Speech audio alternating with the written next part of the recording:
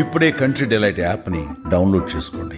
Download the country delight app now. Recent గా Alwal police station పరిధిలో ఓ ఘటన జరిగింది. ముగ్గురు మైనర్ అమ్మాయిలు ఇంట్లో విభేదించి బయటకు వెళ్లి ముక్కు మోకం తెలియని వాళ్ళతోటి భువనగిరి వరకు వెళ్లి యాదాద్రి వరకు అక్కడ రూమ్ లో వాళ్ళని ఆ అబ్బాయిలు ముగ్గురు అమ్మాయిల్ని కూడా ఒకడు పరిచయం అయ్యి ముందు తర్వాత ఇంకో ఇద్దరిని తీసుకొని వచ్చి ముగ్గురు అమ్మాయిల్ని రేప్ చేశారు, మైనర్స్ని. అది నిన్న పోలీసులు ఎవరు ఏంటి అని మొత్తం ఆరా తీసి నిన్న పట్టుకున్నారు. అమ్మాయిలు ఇంటికి వచ్చి చెప్పారు. తర్వాత ఎవరు అనేది నిన్న పోలీసులు ఐడెంటిఫై చేసి వాళ్ళని రిమాండ్ కూడా చేశారు. అయితే ఇందులో ఎవరైతే అక్కడ రూమ్స్ ఇచ్చారో వాళ్లకు లాడ్జింగ్లో అతన్ని కూడా అరెస్ట్ చేశారు పోలీసులు. అసలు ఏమైపోతుంది, ఎక్కడికి పోతున్నాం? చిన్న చిన్న పిల్లలు ఇంట్లో తల్లిదండ్రులను విభేదించటం ఏంటి? స్కూల్లో చదువుకునే పిల్లలకి వేరే అబ్బాయిలతో పరిచయాలు ఎందుకు? ఆ వెళ్ళిన వాళ్ళు ఎవరు ఏంటి అని చూడకుండా లాడ్జింగ్ వాళ్ళు ఎలా పడితే అలా రూమ్ ఎలా ఇచ్చేస్తారు? అసలు ఏం జరుగుతుంది? గుడ్ పేరెంటింగ్ అంటే ఎలా ఉండాలి? దాన్ని పిల్లలకు అర్థమయ్యేలా ఎలా చెప్పాలి? ఇవన్నీ ఒకసారి మనం జై భారత్ పార్టీ వ్యవస్థాపక అధ్యక్షులు,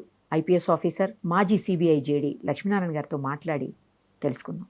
సార్ నమస్తే అండి. నమస్తే సార్, చాలా దారుణమైనటువంటి ఘటన. ముగ్గురు కూడా 14 years పిల్లలు, జస్ట్ 9th క్లాస్ చదువుతున్నటువంటి పిల్లలు. తల్లిదండ్రులు వాళ్ళని కంట్రోల్లో పెడుతున్నారు, ఇలా ఉండాలి అలా ఉండాలి అని చెబుతున్నారు అని చెప్పి అది నచ్చక ఇంట్లో నుంచి బయటికి వెళ్ళిపోదామని ముగ్గురు డిసైడ్ అయిపోయి సికింద్రాబాద్ రైల్వే స్టేషన్ వరకు వచ్చి అక్కడెవరో ఒక అబ్బాయి పరిచయం అయితే ఆ అబ్బాయితో పాటు వాళ్ళు యాదగిరి, నేను స్వామివారి దర్శనం చేపిస్తానని చెప్పి తీసుకొని వెళ్ళి యాదాద్రి వరకు, ఆ తర్వాత అతను ఇంకో ఇద్దరిని పిలిచి ఒక రూమ్కి తీసుకుని వెళ్ళి పిల్లల ముగ్గురిని కూడా రేప్ చేసి అత్యంత దారుణంగా మళ్ళీ తీసుకొచ్చి సికింద్రాబాద్లో వదిలేసి వెళ్ళిపోయారట సార్. అది నిన్న పోలీసులు పట్టుకున్నారు, వాళ్ళని పట్టుకున్నారు. సేమ్ టైము ఆ లాడ్జింగ్ ఎవరైతే వీళ్ళకి రెంట్కి ఇచ్చారో అతన్ని కూడా పట్టుకున్నారు. చిన్న పిల్లల్ని లాడ్జింగ్కి ఎలా వచ్చారు అని ఆలోచించకుండా, వాళ్ళ ఆధార్ కార్డులు కూడా చెక్ చేయకుండా ఎలా పడితే ఎలా ఇస్తారు అని చెప్పేసి కూడా పోలీసులు క్వశ్చన్ చేసి అతన్ని రిమాండ్ చేశారు. నిందితులతో పాటు అతన్ని కూడా రిమాండ్ చేశారు. సార్, ఇక్కడ 3 విషయాలు. ఒకటి, చిన్న పిల్లలు తల్లిదండ్రులతో విభేదించటం ఏంటి? పద్ధతిగా ఉండండి అని చెప్తే అది తప్పు ఎలా అవుతుంది? ఒకటి. ఇంకొకటి, ఎవరో అమ్మాయిలు కనబడితే ఇష్టానికి తీసుకుపోయి వాళ్ళ తల్లిదండ్రుల గురించి, వాళ్ళ భవిష్యత్తు గురించి కూడా ఆలోచించకుండా ఆ పిల్లల్ని ఇట్లా లైంగిక దాడికి పాల్పడడం ఏంటి? మూడోది, లాడ్జింగ్ అతనికి కొంచెం కూడా బాధ్యత లేకుండా ఇష్టానికి ఎవరు వస్తున్నారు ఏంటి అని ఆలోచించకుండా అతను ఎలా ఇస్తాడు రూమ్ రెంట్కి? ఈ 3 అంశాలు సార్. అసలు గుడ్ పేరెంటింగ్ అంటే ఎలా ఉండాలి? ఆ పేరెంటింగ్ని అర్థం చేసుకునేలాగా పిల్లలకి ఎలా చెప్పాలి సార్? ఈ 3 అంశాల మీద దయచేసి మీరు మాట్లాడండి సార్. మీరు చెప్పిన సంఘటన ఏదైతే ఉందో అది చాలా మనసుల్ని కలిచివేసే సంఘటన. ఈ విధంగా పిల్లల మీద ఈ విధంగా అత్యాచారం జరగడం అంటే ఒక సభ్య సమాజం అన్నది తల ఉంచుకోవాల్సిన పరిస్థితిలో.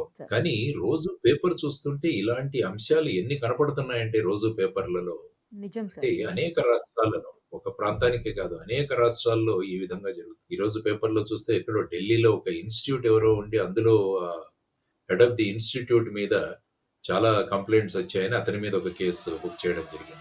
ఇలా చూసుకుంటూ పోతుంటే రోజు ఇక్కడ కూడా మొన్న హైదరాబాద్ లో ఎవరో ఒక మహిళ తీసుకువెళ్లి ఇక్కడ కూడా ఏదో చేశారని మొన్న చూసాం. ఈ విధంగా అత్యాచారాలు ఇవన్నీ కూడా రోజు కిస్మత్పూర్ దగ్గర ఈ విధంగా పరిపాటి అయిపోయింది. అంటే ఇది ఎంటైర్ సభ్య సమాజం తల వంచుకోవాల్సిన పరిస్థితి. ఇది కేవలం ఆ ఇంటిలో ఆ పిల్లలది మాత్రమే కాదు, కానీ మొత్తం సమాజం కూడా దీనికి బాధ్యత వహించాలి. ప్రభుత్వాలు బాధ్యత వహించాలి. తర్వాత వచ్చేసి తల్లిదండ్రులు బాధ్యత వహించాలి. ఆ తర్వాత బడులు, మనం స్కూల్స్ బాధ్యత వహించాలి. మనం ఏదైతే ధర్మం అంటున్నామో ఆ ధర్మాన్ని ప్రచారం చేసే దీంట్లో కూడా అందరూ. అందుకనే నేను ఎప్పుడూ చెప్తుంటాను, ఒక వ్యక్తి యొక్క ప్రవర్తన మీద 3 విషయాలు ఆధారపడతాయి. ఒకటి బడి, ఇంకొకటి గుడి, ఇంకొకటి ఇల్లు. ఈ 3టి ప్రభావం కూడా చాలా ఉంటుంది ఒక వ్యక్తి యొక్క ప్రవర్తన.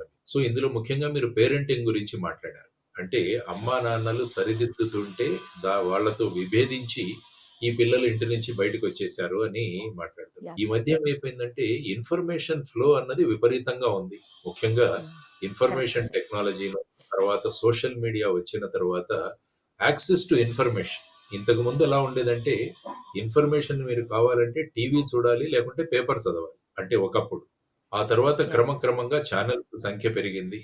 ఆ తర్వాత ప్రధానంగా వచ్చేసి ఇప్పుడు సోషల్ మీడియా వచ్చేసి, సోషల్ మీడియా వచ్చిన తర్వాత ఇప్పుడు ప్రతి ఒక్కరి దగ్గర ఫోన్ ఉంది. అవసరమా లేదా అని కూడా ఆలోచించట్లేదు. ముఖ్యంగా తల్లిదండ్రులు చూసినా కూడా పిల్లలకు ఫోన్లు ఖచ్చితంగా కొని ఇవ్వాల్సిన పరిస్థితులు ఎదుర్కొన్నారు. ఎందుకంటే చాలా మంది పిల్లలు, నేను పేపర్లో చదివా, ఫోన్ కొని ఇవ్వలేదని ఆత్మహత్యలు చేసుకున్న వాళ్ళు చేసుకున్నారు సార్. కరెక్ట్. సో ఈ విధమైన పరిస్థితులు కూడా మనం పేపర్లో చూడనివ్వలేదని కూడా, ఫోన్ చూడనివ్వలేదని కూడా చేసుకున్నారు సార్.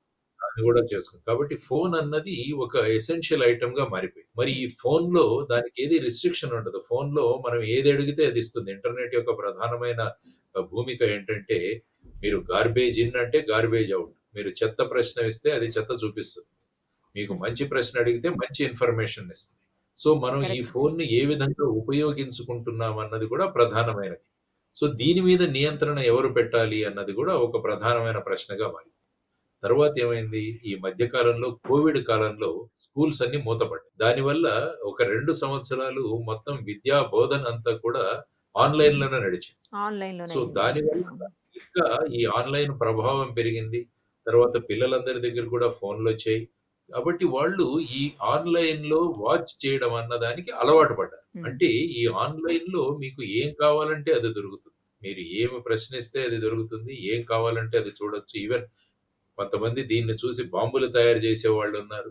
తర్వాత నిజం సార్. రకరకాల అవును. కెమికల్స్ తయారు చేసేవాళ్ళున్నారు. ఇలా రకరకాలుగా హత్యలు క్రైమ్ చేసేవాళ్ళు గూడా అనేది ఉన్నారు గదా సార్! హత్యలు చేసేవారున్నారు. దాన్ని అవి సాక్ష్యాధారాలు దొరకకుండా ఎలా చేయాలన్నది కూడా అది అవి గూడా. చూపిస్తారు. అవును సార్. కరెక్ట్. కరెక్ట్. ముఖ్యంగా ఈ క్రైమ్ పెట్రోల్ ఇలాంటివి సీరియల్స్ కొన్ని ఎవరో చెప్పారు మొన్న. నేను అది ఒకసారి చూస్తే అందులో రకరకాలు అంటే కుటుంబంలో మనకున్న ఈ సంబంధాలు, బాంధవ్యాలు ఇవన్నీ పక్కన పెట్టేసి కేవలం క్రైమ్‌ను చూపించాలి అన్న ఒక ఉద్దేశ్యంతో వాళ్ళు చూపించరాని విషయాలన్నీ కూడా చూపిస్తున్నారు అందులో. సో, ఇటువంటి పరిస్థితులలో మరి వీళ్ళ ఆలోచన విధానం ప్రభావితమవుతుంది ఖచ్చితంగా. సో, ఈ ఆలోచన విధానాన్ని ప్రభావితం అవ్వకుండా కాపాడాల్సిన బాధ్యత అటు సభ్య సమాజం మీద ఉంది, తల్లిదండ్రుల మీద ఉంది. తర్వాతొచ్చేసి మన అనేక సొసైటీ మీద గూడా ఉంది. సో, వారు వారి భూమికలను పోషిస్తున్నారా లేదా అన్నది ఒకసారి మనం పరిశీలిస్తే పేరెంటింగ్ అన్నది ఎక్కడా కూడా ఒక స్కూల్ గాని, కాలేజీ గాని లేదు. ప్రతి ఒక్కరు కూడా వాళ్ళ చిన్నతనంలో, వాళ్ళ పేరెంటింగ్‌లో వాళ్ళ తల్లిదండ్రులు వాళ్ళని ఏ విధంగా ట్రీట్ చేశారు. మనం ఏ విధంగా ఆ టైంలో మా తల్లిదండ్రులు ఈ విధంగా ప్రవర్తించుంటే బాగుండేదన్న ఉద్దేశ్యంతో పేరెంటింగ్ అన్న స్టైల్స్ మారిపోతుంది. అంటే సార్. ఒక పర్టిక్యులర్ పేరెంటింగ్ స్టైల్ అని ఎక్కడా లేదు. వాళ్ళ హ్మ్. అనుభవాలతో ఈ పేరెంటింగ్ వ్యవస్థ అన్నది ఉంటోందన్నమాట. ఆ తరువాత ముఖ్యంగా ఏంటంటే ఇంతకు ముందే మనం అనుకున్నాము. జాయింట్ ఫ్యామిలీ సిస్టమ్ అన్నది మనం పోయింది. ఎందుకంటే పట్టణాలకు వలస రావడం, ఆ తర్వాత ఉద్యోగాల మీద ఆధారపడ్డం. ఇంతకుముందు ఎలాగుందంటే కుల వృత్తులు చేసుకుంటూ ఉండేవాళ్ళందరూ. కుల వృత్తుల వల్ల ఏమవుతుందంటే అందరూ కలిసి పని చేసుకునేవాళ్ళు. సో, దానివల్ల ఏంటంటే ఒక్కొక్క కుటుంబంలో తాతలు, తర్వాత వాళ్ళ పెదనాన్న, చిన్నాన్న, తర్వాత అత్తలు వీళ్ళంతా కలిసి ఒక జాయింట్ ఫ్యామిలీగా ఉండేది. అప్పుడేమవుతుందంటే పిల్లలు ఏం చేస్తున్నారు అన్నది ఎవరో ఒకరు వాచ్ చేసేవారు. ఎవరైనా ఇంటికి లేట్‌గా వచ్చినా కూడా, ఏదైనా ప్రవర్తనలో మార్పొచ్చినా కూడా వాళ్ళను నివారించేవాళ్ళు, వారించేవారు. ఆ తరువాత ఏమైపోయిందంటే ఈ ఉద్యోగాల వేటలో ఈ చిన్న చిన్న కుటుంబాలుగా మారిపోయాయి. వీటినే న్యూక్లియర్ ఫ్యామిలీస్ అంటాం. అందులో ముఖ్యంగా ఇద్దరు పని చేస్తున్న కుటుంబాలు కూడా పెరిగిపోయాయి. Both husband and wife working. So, ఆ విధంగా వీళ్ళ మీద ఒక వాచ్ చేయాల్సిన అంటే వీళ్ళు ఎలా ఉన్నారు? వీళ్ళ ప్రవర్తన ఎలా ఉంది? అన్న దాని మీద ఎందుకంటే పిల్లలు ముద్దుగా వాళ్ళు తయారవుతున్నారు. పిల్లలు సార్. ముద్దుగా తయారవుతుండడం వల్ల వాళ్ళు ఎవరి పిల్లలు వాళ్ళకి ముద్దు ఖచ్చితంగా. సో, అంతే గదా వాళ్ళతో సార్. వాళ్ళు ఏది చేసినా కూడా చెల్లుతుంది అన్న ఒక ధోరణి పెరిగిపోయింది. సో, దాని తర్వాత ఏంటంటే ఇద్దరు పేరెంట్స్ పని చేసేవాళ్ళు వాళ్ళేం చేస్తున్నారంటే ఈ గిల్ట్ గిఫ్టింగ్ అన్న ఒక కాన్సెప్ట్. అంటే మనము పిల్లలతో సరియైన సమయం గడపలేకపోతున్నాం కాబట్టి వాళ్ళకు అవసరం లేని విషయాలు కూడా గిఫ్ట్‌లుగా ఇవ్వడం మొదలుపెట్టారు. మొన్న ఒక స్కూల్‌లోకి వెళితే ఒక 4వ తరగతి, 5వ తరగతి పిల్లల దగ్గర ఐఫోన్ 12, ఐఫోన్ నెక్స్ట్ వెర్షన్ కనపడ్డది. అంటే వాటిలో అవసరం లేదు గానీ, ఇద్దరూ పని చేస్తున్నారు కాబట్టి ఇది ఇవ్వాలి అన్న ఉద్దేశ్యంతో వాళ్ళు ఆ విధంగా మన పేరెంటింగ్‌ని కాంపెన్సేట్ చేసుకుందాము అని చెప్పేసి ఆ దృష్టిలో వాళ్ళు వెళుతున్నారు. సో, ఇటువంటి పరిస్థితులలో మరి మళ్ళా ఈ పేరెంటింగ్ అన్న దాని మీద సీరియస్‌గా ఆలోచించాల్సిన విషయం. హ్మ్. ఎందుకంటే పిల్లలు పుట్టిన తర్వాత వాళ్ళను సక్రమమైన పౌరులుగా మార్చాల్సిన బాధ్యత తల్లిదండ్రుల మీద ఉంది. ఖచ్చితంగా సార్. అంటే రేపు పిల్లలన్నవాళ్ళు రేపే భారతదేశం యొక్క పౌరులుగా మారుతారు. హ్మ్. ఎందుకంటే పిల్లల ప్రవర్తన అన్నది వాళ్ళ తల్లిదండ్రుల ప్రవర్తనకు ఒక రిఫ్లెక్షన్. ఎగ్జాక్ట్‌లీ. సాధారణంగా పిల్లలు సక్రమంగా బిహేవ్ చేయట్లేదంటే అది ఆ పిల్లల తప్పు కాదు. అది వాళ్ళ తల్లిదండ్రుల మీద వాళ్ళ ప్రభావం వల్ల వీళ్ళు ఈ విధంగా తయారవ్వారు అని చెప్పారు. అందుకనే చాణక్యుల వారంటారు, పిల్లలను పుట్టిన దగ్గర నుంచి 5 సంవత్సరాల వరకు, 6 సంవత్సరాల వరకు వాళ్ళను ప్రేమతో పెంచండి. హ్మ్. 6 సంవత్సరాల నుంచి 16 సంవత్సరాల వరకు వాళ్లకు క్రమశిక్షణ నేర్పించండి. 16, 17 సంవత్సరాల తర్వాత వాళ్ళతో మీరు స్నేహితులుగా మెలగండి అని చెబుతారు. ఓకే. అంటే ఇది ప్రధానంగా పేరెంటింగ్‌లో ఉన్న ప్రధానమైన అంశం. ఎందుకంటే డిసిప్లిన్ అన్నది, క్రమశిక్షణ అన్నది లేకుంటే వాళ్ళు ఏ విధంగా ప్రవర్తిస్తారన్నది మనం చెప్పలేం. అందువల్ల క్రమశిక్షణతో పిల్లల్ని పెంచడం అన్నది కూడా చాలా ప్రధానమైన అంశం. ఆ తరువాత ఇంతకుముందు స్కూల్స్, కాలేజెస్‌లో కూడా అనేక విషయాలు మనకు చెప్పేవాళ్ళు. మన ప్రవర్తన ఎలా ఉండాలి? మన ఆలోచనలు ఏ విధంగా ఉండాలి? మనం ఎలా మాట్లాడాలి? మన ప్రవర్తన ఎలా ఉండాలి? పెద్దలతో మనం ఎలా గౌరవపూర్వకంగా ప్రవర్తించాలి? ఇవన్నీ కూడా వచ్చాయి. కానీ క్రమక్రమంగా విద్య అన్నది కేవలం మార్కులు సంపాదించడానికే అన్న ఒక కాన్సెప్ట్ వచ్చింది. మార్కులు ఎన్నొస్తున్నాయి వ్యక్తికి అన్నదే ఒక ప్రాతిపదికగా మనం ర్యాంకులు, గ్రేడ్‌లు నిర్వహిస్తున్నాం. వాళ్ళకిస్తున్నాం. ఆ మనిషి ఎలా ఉన్నాడు, ప్రవర్తన ఎలా ఉన్నదానికి పెద్దగా ప్రాధాన్యత ఉండట్లేదు. ఇంతకుముందు స్కూల్స్‌లో ఎలాగ ఉండేదంటే లాంగ్వేజెస్ అన్నవి చాలా ప్రధానమైన పాత్ర వహించేది. మన భాష. హ్మ్. తెలుగు, హిందీ, ఇంగ్లీషు 3 నేర్పించేవాళ్ళు. అందులో మీరు అప్పుడు పాఠాలు గమనిస్తే మిత్రలాభము, మిత్రభేదము, పంచతంత్రంలో కథలు మనకు తెలుగులో పాఠాలుగా ఉండేవి. అంటే రేపు జీవితాన్ని ఎలా ఎదుర్కోవాలి అన్నది ఈ పాఠాల రూపంలో మనకు బోధించేవాడు. హిందీ తీసుకున్నా కూడా పెద్ద పెద్ద గొప్ప వ్యక్తుల యొక్క చరిత్రలు, వారి యొక్క ఆత్మ చరిత్రల్లో పాఠాలుగా మనకుండేవి. అవన్నీ కూడా ఏంటంటే అది ఒక భాషను నేర్పించడం కాదు, ప్రవర్తనను నేర్పించడము, సంస్కృతిని నేర్పించడము, సంస్కారం నేర్పించడం అన్నది ప్రధానంగా భాషల యొక్క ప్రధానమైన పాత్ర.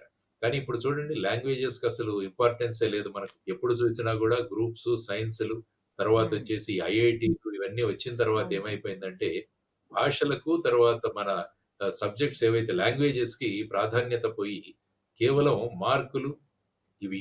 తర్వాతొచ్చేసి ముఖ్యంగా ఆటల నుంచి పిల్లల్ని దూరం చేసేస్తున్నాం మనం దూరం ఈ మధ్య కాలం. చేస్తున్నాం. ఆడుకునే ఆటలు ప్లే కూడా గ్రౌండ్స్ చాలా ఎక్కడున్నాయి సార్ అసలు స్కూల్స్‌లో లేనే లేవు. ఆటలు ఇంటి లేవు. దగ్గరికొచ్చిన ఇవన్నీ తర్వాత కూడా ట్యూషన్‌లనో లేకపోతే చదువనో ఏదో ఒకటి. మైదానాలు లేని స్కూల్స్ చాలా ఉన్నాయి యాక్చువల్లీ. దానివల్ల ఏమైపోతుందంటే గెలుపు ఓటములు అన్నవి పిల్లలకు తెలియట్లేదు. దానివల్ల కొద్దిగా ఎక్కడైనా పరీక్షల్లో మార్కులు తక్కువగానే వాళ్ళు విపరీతమైన స్ట్రెస్‌కు డిప్రెషన్. లోనైపోయి వాళ్ళ అవును సార్. జీవితాలను తీసుకునే ఆత్మహత్యల దగ్గరకు కూడా వెళుతున్నారు.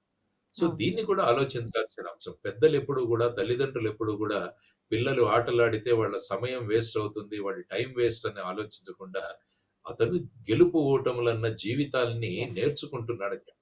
ఇంతకుముందు ఇంట్లో పరమపద సోపానపటం ఆడేవాళ్ళం. Snakes and ladders. ఆ!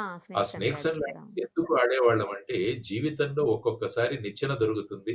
ఒక్కొక్కసారి మనం పాము చేతిలో పడతాం. పాము చేతిలో పడితే మనం మళ్ళా కిందికి రావాల్సిందే అని 99వ గడిలో ఒక పెద్ద పాము ఉంటది. సో, దాన్ని దాటాలి అంటే మనం సరిగ్గా పాచికలు వేస్తేనే వెళ్ళగలం.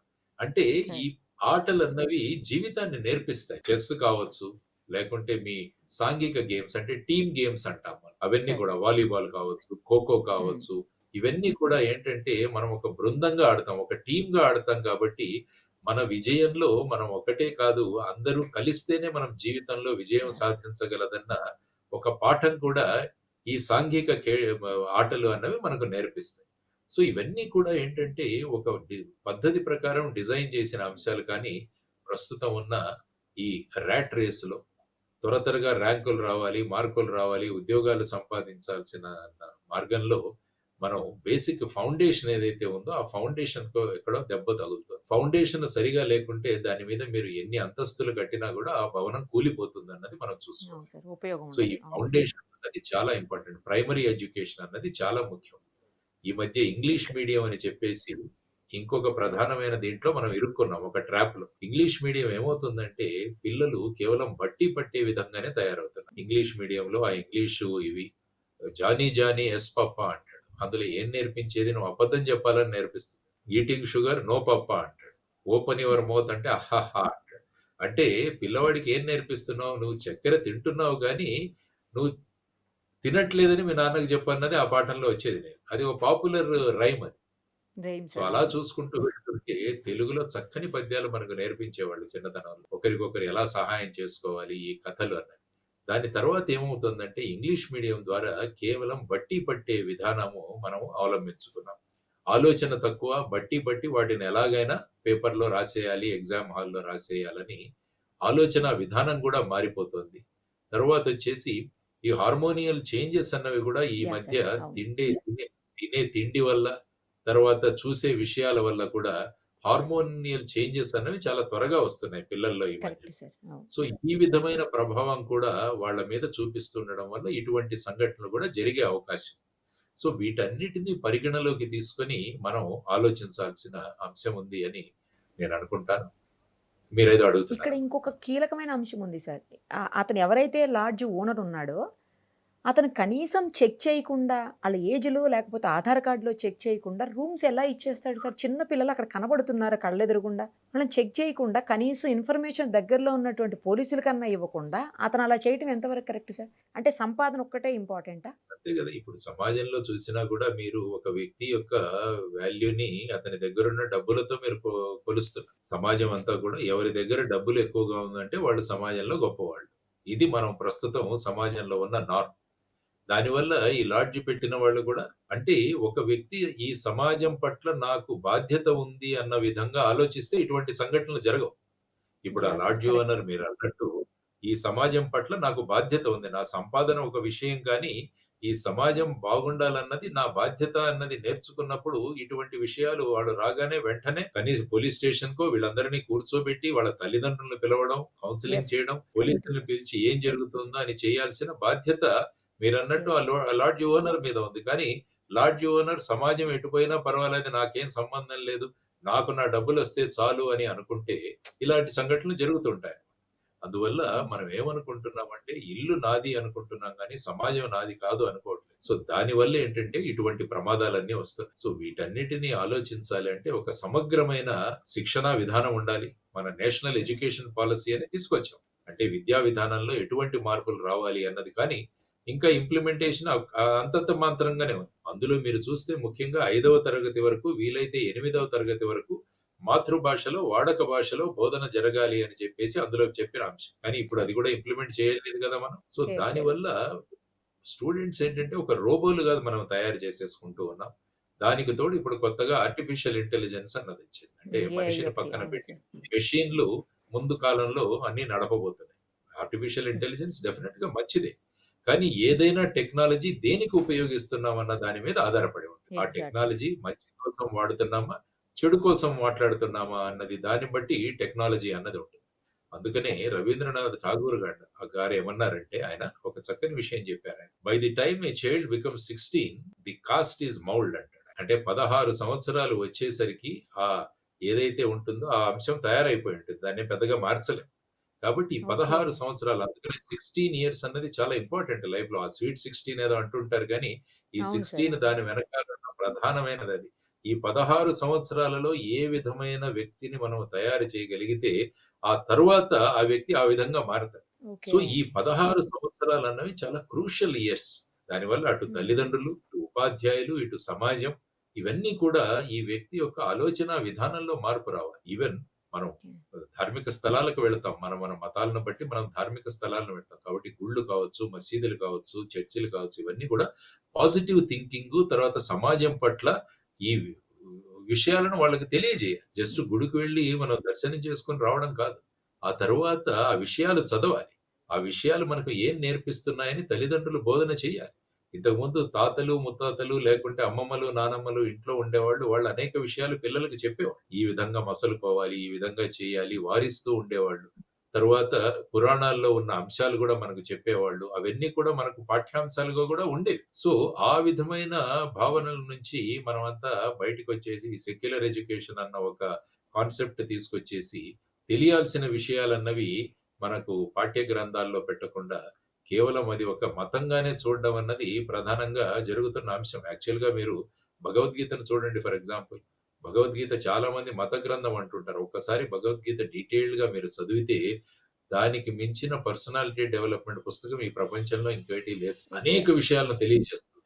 సో, ఈ విధంగా మనం ఉన్న విషయాలను మన దగ్గర ఉన్న ఆస్తులు ఏవైతే ఉన్నాయో వాటన్నిటిని కూడా సరిగ్గా వినియోగించుకోకుండా, ఈ కొత్త కొత్త విధానాల ద్వారా ఏమవుతుందంటే ఇటువంటి సంఘటనలు జరుగుతాయి. ఆ తరువాత ఇటువంటి తప్పు చేసిన వాళ్ళని వెంటనే శిక్షలు పడితే, దాని కరెక్ట్ సార్. ప్రభావం కూడా సమాజం మీద ఉంటుంది. దేశాన్ని మొత్తం కలిచివేసిన నిర్భయ సంఘటన కూడా సుమారుగా 10-12 సంవత్సరాలు పట్టింది దాని మీద. అంటే మొత్తం దేశాన్నే కుదిపివేసిన సంఘటన ఏదైతే ఉందో, దానికే ఇన్ని రోజులు పడితే, మేము తప్పు చేసినా కూడా మాకేమీ కాదు అన్న ఒక ధోరణి ఏదైతే ఉందో సమాజంలో, అది కూడా త్వరగా కేసులు పరిష్కరించబడాలి. కేసులలో ట్రయల్ జరగాలి. శిక్షలు పడితే కరెక్ట్ సార్. అప్పుడు కరెక్ట్. సమాజం నేర్చుకుంటుంది. ఇప్పుడు మీరేవో ఫోటోలు చూపిస్తున్నారు. అవి చూడండి ఆ పిల్లల యొక్క హెయిర్ స్టైల్ ఏంటి? ఆ! వాళ్ళున్న విధానం ఏంటి? అదే ఇవన్నీ కదా! కూడా కొత్తగా చూస్తుంటాను. విచిత్రమైన హెయిర్ స్టైల్స్ వచ్చాయి ఈ మధ్య సమాజంలో మీరు హ్మ్. చూస్తే. నేను కాలేజెస్‌కి వీటికి వెళ్తుంటాను గదా! అంటే ఏమవుతుందంటే ఇక వారి మీద ఎవరి నియంత్రణ లేదు అన్న పరిస్థితి ఏర్పడిపోయింది సమాజం. సో, ఇది సమాజానికి ప్రమాదకరం. సో, తల్లిదండ్రులు ఎప్పుడు కూడా వాళ్ళ భావాలు, వాళ్ళ బాధ్యతల నుంచి మేము తప్పించుకుంటే ఏమవుద్దంటే రేపు సమాజానికి కంటకుడుగా వస్తాడు. అందుకని ఒక చిన్న కథ ఉంది. హ్మ్. ఒక ఆవిడ చిన్నప్పుడు వాళ్ళ పిల్లవాడు పక్కింట్లో తోటకూర, గోంగూర ఇవన్నీ దొంగతనం చేసుకుంటూ వస్తుంటే వాడినేమి అనలేదట. ఆ తర్వాత వాడు పెద్ద గజ దొంగగా మారతాడు. ఆ తరువాత వాడిని పోలీసులు పట్టుకుంటారు. అప్పుడు ఈవిడ వెళ్లి పోలీసులు అన్యాయంగా మా వాడిని అరెస్ట్ చేశారంటే ఆ అబ్బాయే అన్నాడంట, "అమ్మా నువ్వు చిన్నప్పుడు నాకు గనక ఇది తప్పు అని చెప్పింటే నాకు ఈ పరిస్థితి వచ్చేది కాదు కదా!" అని ఆ పిల్లవాడు అంటాడు. సో, ఇలాంటి విషయాల వల్ల ఏమవుతుందంటే అనేక సందేశాత్మక విషయాలు పిల్లలకు తెలుస్తాయి. దీన్ని మనం కరెక్టే ముందుకు సార్. తీసుకురావాల్సిన అవసరం. సో, ఈ సంఘటన ఏదైతే ఉందో ప్రస్తుతం దేశంలో జరుగుతున్న సంఘటనలు ఏవైతే ఉన్నాయో, ఇవన్నీ కూడా అత్యంత ప్రమాదకరం. ఆ తర్వాతేంటంటే, పోలీసులు ఎప్పుడైనా ఈ విధంగా ఎవరినైనా నివారించడానికి చేస్తే మళ్ళా కొన్ని స ఈ కొన్ని అసోసియేషన్స్ ఇవి ఉన్నాయి. ఇవంతా ముందుకొచ్చేసి మోరల్ పోలీసింగ్ చేయాల్సిన అధికారం పోలీసులకేంటి అంట. అది తల్లిదండ్రుల బాధ్యత గదా! అంట. అంటే సమాజంలో ఎవరైనా ప్రవర్తన సరిగా లేకుంటే రోడ్డు మీద గాని, ఎక్కడైనా కూర్చొని సరిగా చేయకుంటే వాళ్ళనేదైనా తీర్చిదిద్దే మార్గంలో ఏదైనా చేయబోతే, మళ్ళా వాళ్ళకు మీకు ఎవరైనా ఈ విధంగా అఫెన్సెస్ చేస్తే పనిష్ చేయాలి గానీ, మీకు మోరల్ పోలీసింగ్ అధికారం ఎక్కడ ఉంది అని చెప్పేసి. తర్వాత ఇంకొక ప్రమాదకరమైన విషయాలేంటంటే, మన సినిమా. సినిమాలు కూడా అత్యంత ప్రభావం చూపిస్తున్నాయి పిల్లల యొక్క ఆలోచనా వ్యవస్థ మీద. ఇప్పుడు చూడండి ఎలాంటి సినిమాలొస్తున్నాయో కొన్ని సినిమాలు అవును. చూస్తుంటే, అవును సార్. అసాంఘిక శక్తులు ఏవైతే ఉన్నాయో వాళ్ళని హీరోలుగా ప్రొజెక్ట్ చేస్తూ పోలీసు వ్యవస్థని కరప్ట్‌గా చూపిస్తూ, అంటే ఏం సందేశం ఇవ్వబోతున్నాం మనం? తరువాత ప్రతి 10 నిమిషాలకి, 15 నిమిషాలకి హీరో గాని ఒక తాగుడు సంఘటన చూపించడం అందులో. చిన్న అక్షరాలతో smoking is sir. Injurious to health. Sir. Drinking alcohol is injurious to health అని అసలు మనం చాలా కష్టపడి చదవాలి. అటువంటి ఇవి ఉంటాయి. సో, ఇటువంటి విషయాలను ఎందుకు పెట్టాలి? హీరో తాగితేనే హీరోనా? సిగరెట్ తాగితేనే హీరోనా? ఎందుకంటే హీరో వర్షిప్ అన్నది మనకు సినిమాల వల్ల చాలా ఎక్కువగా ఉంది సమాజం. దానివల్ల ఏంటంటే హీరోలు ఏం చేస్తే మేము కూడా అదే చేస్తామన్న ధోరణి కూడా ఈ మధ్య యువతరంలో పెరిగిపోయింది. సో, అదే అంటున్నాను. ఇదంతా కూడా సాంఘిక బాధ్యత, సోషల్ రెస్పాన్సిబిలిటీ. ఆ ప్రొడ్యూసర్‌లకి, ఆ డైరెక్టర్‌లకి, ఆ హీరోలకి వీళ్ళందరికీ మనం చేస్తున్న విన్యాసాలు ఏవైతే ఉన్నాయో, మనం ఏవైతే మాటలు మాట్లాడుతున్నామో, ఇది సమాజం మీద ప్రగాఢమైన ప్రభావం చూపిస్తున్నామన్న జ్ఞానం ఉన్నప్పుడు, సమాజం పట్ల మనకు బాధ్యత ఉంది అనే వాళ్ళలో ఒక విషయం ఉన్నప్పుడు, అటువంటి వాళ్ళు ఇటువంటి సినిమాలు తీయరు. ఇటువంటి మాటలు మాట్లాడరు సినిమాల్లో. ఇటువంటి విషయాలు చూపించరు తెర మీద. సో, దీనివల్ల ఏంటంటే ఇదంతా కూడా సమాజం మీద ప్రభావం చూపిస్తుంది అన్నది ప్రతి ఒక్క వర్గం కూడా సమాజంలో ఆలోచించాలి. సమాజం పట్ల ఆలోచించాలి. దేశం పట్ల ఆలోచించాలి. ఇదొక సామూహిక బాధ్యత మనదంతా. ఇట్స్ ఎ సోషల్ రెస్పాన్సిబిలిటీ మనందరిది కూడా. సో, ఆ విధమైన ఆలోచనలతో అందరూ ముందుకు రావాలని కోరుకుంటూ, ఈ విధమైన ఈ జరిగిన సంఘటన ఏదైతే ఉందో అది నిందనీయం. వెంటనే ఈ కేసును త్వరగా పరిష్కరించి, ఈ మధ్య ఇటువంటి కేసులు ఎక్కడ ఉన్నా కూడా జువెనైల్స్ అన్న వాళ్ళు చాలా మంది ఇన్వాల్వ్ అవుతున్నారు ఇందులో మీరు చూసుకుంటే. సార్. ఈవెన్ 'నిర్భయ' కేసులో చూసుకున్నా కూడా ఇద్దరు జువెనైల్స్. 18 సంవత్సరాల కన్నా తక్కువ వయస్సు ఉన్న పిల్లవాళ్ళు. ఇప్పుడు ఏ సంఘటన జరిగినా కూడా అదే మీకు కనిపిస్తుంది. చాలా మంది ఈ మైనర్స్ ఇన్వాల్వ్ అవుతున్నారు. సంఘటనలో ఉన్న వాళ్ళని మీరు ఇంటరాగేట్, క్వెషన్ చేసినప్పుడు వాళ్ళందరూ కూడా ఈ పోర్న్ చూడడము, ఆ తర్వాత ఈ మొబైల్ ఫోన్స్‌లో ఈ విధమైన అశ్లీల చిత్రాలు చూడడము, వీటన్నిటి ప్రభావం వల్ల వాళ్ళకున్న హార్మోనియల్ చేంజెస్ వల్ల కూడా వాళ్ళ ఆలోచన విధానమే మారిపోతుంది. ఒక వ్యక్తిని చూసే భావన కూడా మారిపోతుంది ఈ మధ్య. అది ప్రమాదకరం. ఎందుకంటే భారతదేశం స్త్రీలను గౌరవించే దేశం. ఎత్ర నార్యంతు పూజ్యంతే రమంతే తత్ర దేవత అన్నది భారతదేశం యొక్క సంస్కారం. కాబట్టి మహిళలను ఆదరించి, గౌరవించే సంస్కారం భారతదేశ సంస్కారం. కానీ ఈ ఇటువంటి చిరు ప్రాయంలో ఉన్నవారే ఈ విధమైన ఆలోచనలతో ముందుకు వెళుతున్నారంటే, ఇది దేశానికి, రాష్ట్రానికి, సమాజానికి అత్యంత ప్రమాదకరమైన విషయం. దీనితో ప్రతి ఒక్కరూ కూడా మా బాధ్యత ఉంది అని ఆలోచించినప్పుడే ఏమవుతుందంటే ఈ సమాజం బయటపడుతుంది. లేకుంటే ఇలాంటి సంఘటనలు జరుగుతూనే ఉంటాయి. మనం ఇలా డిస్కషన్‌లు పెడుతూనే ఉంటాం. హ్మ్. సో, ప్రతి ఒక్కరి ఆలోచన విధానంలో మార్పు రావాలని మనం కోరుకుందాం. చక్కటి విశ్లేషణ sir. Thank you sir. Thank you so much. Right. నమస్కారం. సుమన్ టీవీలో మీ పర్సనల్ అండ్ బిజినెస్ ప్రమోషన్స్ కోసం కింది నెంబర్కి కాంటాక్ట్ చేయండి.